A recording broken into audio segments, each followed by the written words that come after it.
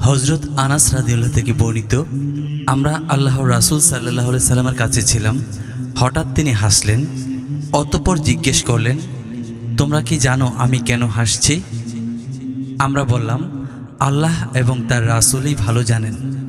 তিনি বললেন, কিয়ামতের দিন বান্দা যে তার রবের সাথে সরাসরি কথা বলবে, সেই কথাটি স্মরণ করে হাসছি। বান্দা বলবে, হে রব, তুমি কি আমাকে জুলুম হতে নিরাপত্তা দান করোনি? আল্লাহ বলবেন, হ্যাঁ। তখন বান্দা বলবে, আজ আমি আমার সম্পর্কে আপনজন ব্যতীত আমার বিরুদ্ধে অন্য কারো সাক্ষ্য গ্রহণ করব না।